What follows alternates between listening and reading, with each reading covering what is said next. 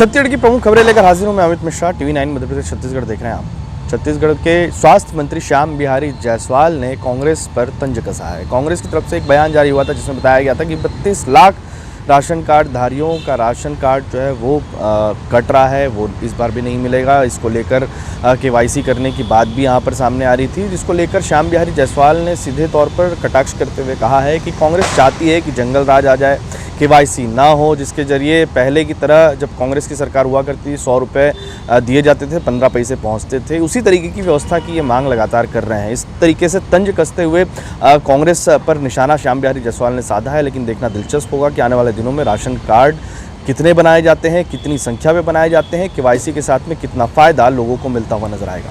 देखिए, दीपक बैज और पूरा कांग्रेस चाहती है कि जंगल राज फिर से वापस आए।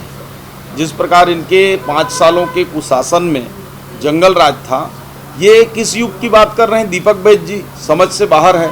इनके प्रधानमंत्री जब स्वर्गीय राजीव गांधी जी थे तो बोलते थे कि हम 100 रुपये भेजते हैं, 15 पैसा पहुंचता है। और आज हम दावे से कह सकते हैं कि इन KYC की वजह से डायरेक्ट DBT के माध्यम से जो हितग्राहियों को पैसा जा रहा है, हमारे प्रधानमंत्री 100 रुपये भेजते हैं तो 100 रुपये पहुँचता है, 1 रुपये भेजते हैं तो पूरे 1 रुपया पहुँचता है, 100 पैसे भेजते हैं 100 पैसा पहुंचता है। ये फिर से चाहते हैं कि 100 रुपये भेजें और 15 पैसा लोगों को पहुंचे। इस प्रकार का जो इनके समय में अंधाधुंध हर क्षेत्र में भ्रष्टाचार हुआ है, और जब सरकार उसको दुरुस्त करना चाहती है तब इनको पीड़ा होती है।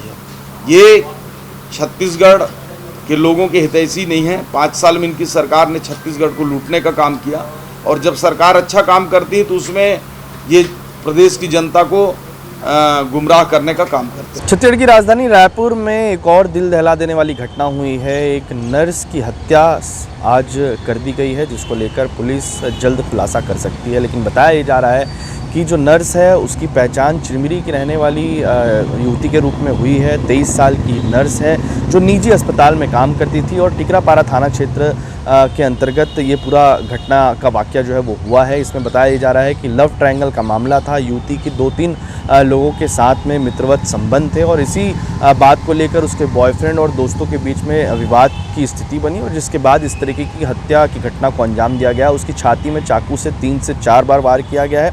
वहीं युवती के हाथों में भी चाकू मिला है। फिलहाल पुलिस इस मामले की जांच कर रही है। एक युवक को भी पुलिस ने गिरफ्तार किया है। पूछताछ के बाद हो सकता है कि बहुत जल्द इस मामले का खुलासा कर दिया जाए। फिलहाल इसको लेकर छत्तीसगढ़ के राजधानी रायपुर के उस क्षेत्र में सनसनी फैल गई है। अगली खबर भी छत्तीसगढ़ की राजधानी रायपुर से ही है, जहां पर IIIT संस्थान के एक छात्र के द्वारा 36 छात्राओं की AI से जनरेटेड फ़ोटो, अश्लील फ़ोटो बनाए जाने का मामला सामने आया है। जैसे ही ये मामला उजागर हुआ, इस मामले को लेकर हड़कंप मच गया है उन तमाम परिवारों के बीच में। बताया ये जा रहा है कि छात्राओं ने इस बारे में शिकायत प्रबंधन को की है। प्रबंधन फिलहाल इस मामले की जांच करने की बात कह रहा है। पुलिस तक इस मामले को लेकर कोई शिकायत नहीं आई है, लेकिन AI के ज़रिए खास तौर पर IT संस्थान, IIIT संस्थान के अंदर में एक छात्र द्वारा लंबे समय से सोशल मीडिया अकाउंट्स के ज़रिए पहले तो छात्राओं को स्टॉक किया जाता था, और उसके बाद उनकी प्रोफाइल फ़ोटो या अन्य फ़ोटोज़ के ज़रिए उन्हें मॉर्फ कर उनको अश्लील तस्वीरों में बदला जाता था। फिलहाल देखना दिलचस्प होगा कि इस मामले की जांच में क्या कुछ खुलासे होते हैं और किस तरीके से इस पूरी घटना को अंजाम छात्र के द्वारा दिया गया है।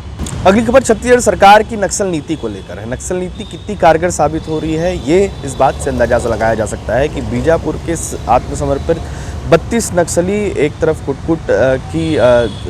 को सीखने की कोशिश कर रहे हैं, वहीं दूसरी तरफ अन्य सामग्रियों को बनाने के लिए ट्रेनिंग ले रहे हैं। वहीं बनाने के साथ में रोजगार में वो शामिल होते हुए नज़र आ रहे हैं। लगातार सरकार इस बात का दावा कर रही है कि इस बार पिछली बार से बेहतर नक्सल उन्मूलन का जो कानून है वो बनाया गया है। इसके तहत जिन भी आत्मसमर्पित नक्सलियों की तरफ से बड़े कैडर हों या छोटे, उनकी तरफ से अगर आत्मसमर्पण किया जाता है तो उनके कैडर के हिसाब से, उनके व्यवहार के हिसाब से और उनकी सूझबूझ के हिसाब से उन्हें काम भी सौंपा जाता है। अगर वो फ्रंट लाइन पर जाकर लड़ना चाहते हैं तो वो पुलिस में या अन्य सेना बलों में भी शामिल होकर उनकी मदद कर सकते हैं, या दूसरी तरफ आत्मनिर्भर के रूप में उनके लिए अलग से व्यवस्थाएँ की गई है। जाहिर सी बात है, छत्तीसगढ़ इस मामले को लेकर संजीदा है। 2026 तक नक्सलवाद खात्मे की बात कही जा रही है। वहीं दूसरी तरफ आत्मसमर्पित नक्सलियों को बड़े पैमाने पर आत्मसमर्पण के लिए, हथियार छोड़ने के लिए नक्सल उन्मूलन के तहत यहाँ पर बेहतर फैसिलिटीज़ देने के दावे भी किए जा रहे हैं। अगली खबर गायों से जुड़ी हुई है। छत्तीसगढ़ में एक बार फिर से गाय को लेकर राजनीतिक बयानबाजी देखने को मिल रही है। एक तरफ पंडित धीरेन्द्र कृष्ण शास्त्री ने छत्तीसगढ़ पहुंचकर यहां पर अपने मंच से सरकार को गाय को राजमाता का दर्जा देने की जो बात है वो कही है, जिसके बाद इस बात को लेकर स्वास्थ्य मंत्री श्याम बिहारी जायसवाल ने भी कहा है कि सदियों से सनातन परंपरा के तहत गाय की पूजा की जाती है, माता का उनको माता के रूप में पूजा भी जाता है। वहीं इस मामले को लेकर अगर इस तरीके की व्यवस्था की जाती है, घोषणा की जाती है, तो इससे किसी को लेकर कोई आपत्ति नहीं होनी चाहिए। वहीं दूसरी तरफ सुशील आनंद शुक्ला कांग्रेस के संचार विभाग के अध्यक्ष ने कहा है कि छत्तीसगढ़ से 5 लाख गायों की तस्करी कर दी गई है। वहीं 2500 गायों की भूख से और अन्य कारणों से मौत यहां पर हो चुकी है। छत्तीसगढ़ में भाजपा की सरकार केवल गायों को लेकर राजनीति करती हुई नजर आती है। फिलहाल इस मामले को लेकर अब आगे क्या होगा, इस पर सभी की निगाहें टिकी हुई। देखिए, गौ माता